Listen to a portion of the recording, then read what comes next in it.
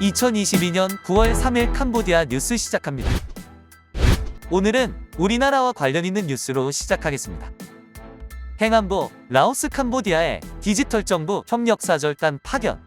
행정안전부는 한창섭 차관을 단장으로 하는 디지털 정부 협력사절단을 1일부터 5일까지 라오스와 캄보디아에 파견한다고 1일 밝혔습니다. 이번 사절단에는 한국조폐공사, 한국고용정보원, 한국지역정보개발원, 한국지능정보사회진흥원 등 여러 공공기관이 함께 파견됩니다. 한창섭 차관은 라오스 기술통신부 차관과 만나 디지털 정부 협력을 시작하기 위한 양해각서를 체결하고 향후 기술통신부와 한라오스 디지털 정부 협력센터를 설치하는 방안을 논의할 계획이라고 합니다. 캄보디아에서는 우정통신부 장관과 양자회담을 하고 지난해 설치된 한캄보디아 디지털 정부 협력센터의 운영 성과를 점검하고 향후 협력 확대 방안을 모색할 것입니다. 캄보디아 도피안 사기 피해자 2명 검거 후 강제 송환. 경찰청은 지난 30일 캄보디아로 도피한 악성 사기 범죄 피해자 2명을 현지 경찰과 공두 수사로 검거해 국내로 강제 송환했습니다. 이번에 송환된 50살 A씨는 필리핀과 말레이시아 등 동남아 일대에서 사업 투자를 빌미로 교민들에게 여러 차례 사기 행각을 벌인 혐의를 받고 있습니다. 지난 2011년 9월에는 필리핀 백화점에 액세서리 매장을 오픈할 예정이라며 투자금 2천만 원을 빼돌리고 2019년 3월에는 말레이시아에서 지입 차량 구매 투자를 빌미로 4천만 원을 받는 등 모두 1억 원을 가로챈 혐의를 받고 있습니다. 함께 송환된 50살 B씨는 국내에서 리모델링 공사 대금 3억 3천만 원 등 모두 8억 6천만 원을 빼돌린 혐의를 받고 있습니다.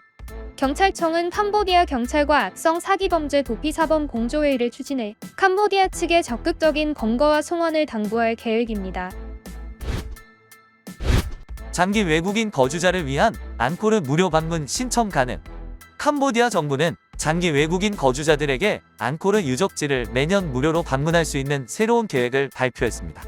발표에 따르면 국내 관광을 촉진하기 위해 왕실 정부는 캄보디아 왕국에 2년 이상 체류한 모든 외국인은 앙코르 및꼭 케르 사원에 1년에 한 번 2022년 9월 1일부터 무료로 입장권을 신청할 수 있습니다. 앙코르 및꼭 케르 무료 입장권에 대한 연간 신청서는 2022년 9월 9일부터 온라인을 얻거나 근무 시간 동안 앙코르 협회에서 직접 신청할 수 있습니다. 지원자는 여권 4번, 2년 이상 체류 허가증 및 4곱하기6 사진을 지참해야 합니다. 캄보디아에 2년 이상 거주한 외국인 입장에서는 나쁜 것은 없지만 그렇다고 그닥 좋을 것도 없습니다. 많은 교민들이 이미 다녀오신 적이 있으실 것이고 또한 사전에 무료 입장권을 신청하는 과정이 편리하게 보이지도 않아 보입니다. 고소득 외국인 관광객 대상 특별 관광 정책. 관광부는 장기 체류 관광객, 고액 소비자, 재방문 관광객 및 국내 투자자가 될 수 있는 잠재 관광객 일치를 목표로 하는 특별 관광 정책을 만들기 위해 노력하고 있습니다.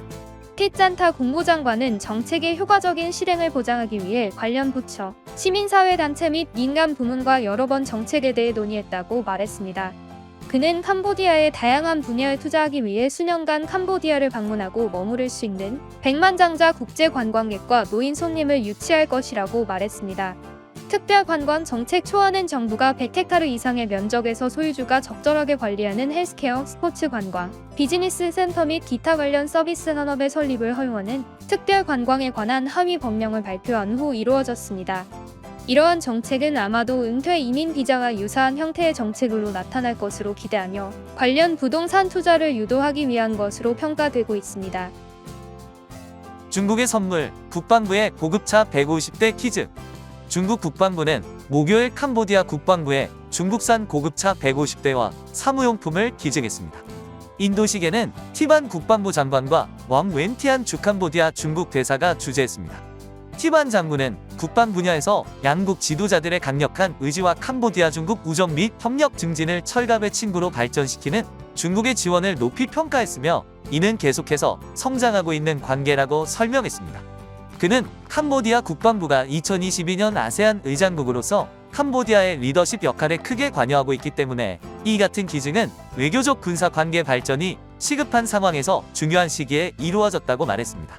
이와 별도로 반 장군은 캄보디아와 중국이 가까운 장래의 합동 훈련 계획을 논의하고 있다고 덧붙이며 중국과의 새로운 훈련은 전례 없는 규모로 조직될 것이며 모든 군대가 참여하게 될 것이라고도 전했습니다.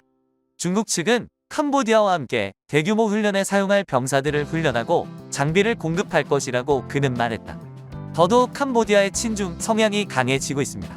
따라서 캄보디아에 대한 중국의 영향력 또한 더욱 강해지고 있습니다. 다만 이러한 사실들이 현지에 계신 여러 교민들의 생활에 악영향이 되지 않았으면 하는 바람입니다. 인신매매 방지 한라인 제보 후 시아누크빌에서 또 다른 외국인 구출. 연일 대만의 고액 취업을 미끼로 한 인신매매 범죄에 대한 뉴스가 많이 나오고 있습니다. 우리 교민이나 국민들에도 혹시라도 관련 사건이 발생 안 하기를 바랍니다. 시아누크빌에서 대만 여성이 경찰에 인신매매 방지 한라인을 통해 신고를 접수한 후 어제 구출되었습니다. 국무장관이자 내무부 대변인인 키우 소빅 장군은 한라인의 요청이 접수된 후 작전이 이루어졌다고 확인했습니다. 2022년 9월 1일 프리시아누크 지방경찰은 제보 후 후크3 컴퍼니 빌딩을 조사하여 대만 국적의 24세 여성을 구출하였습니다.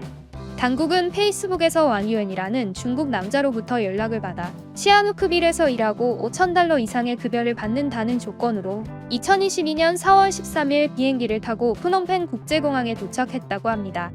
그리고 그곳에서 피해자는 하루 15시간 동안 일하며 한 달에 800달러를 받았다고 진술했습니다. 대변인은 2022년 5월 15일 그녀가 가족에게 연락하여 도움을 요청하였고 2022년 9월 1일 당국이 수색을 하였다고 전했습니다. 회사 관리자와의 인터뷰 결과에 따르면 2022년 5월 여성은 시아누크빌 후크3 컴퍼니의 컴퓨터 직원으로 2022년 5월에 후크2 컴퍼니에서 근무하게 되었습니다. 매니저는 그 여성이 하루 12시간만 일하고 월 800달러를 벌었고 구금되거나 고문을 당하지 않았다고 진술했다고 합니다. 시아누크빌 호텔 도주를 위한 추락 외국인 중상. 오늘 아침 시아누크빌 호텔 창문에서 외국인이 떨어져 병원 이송되었으며 현재 중태입니다. 경찰에 따르면 이 남성은 오늘 아침 5시 30분쯤 프레아 시아누크주 위치한 추나오 인터내셔널 호텔 창문에서 떨어졌습니다. 사진은 창문에 부착된 침대 시트를 보여주는 것으로 보이며 이는 남성이 방에서 탈출을 시도했을 수 있음을 나타냅니다. 이 남성은 2년 전에 비자가 만료된 36세의 중국인이며 경찰은 현재 남성이 떨어진 경위를 파악하기 위해 조사 중입니다. 캄보디아 뉴스TV는 시청자분들의 문의나 제보를 기다리고 있습니다. 또한 기사에 정정 내용이 있으면 수정하겠습니다. 구독과 알람 설정 부탁드리며 항상 시청해주셔서 감사합니다.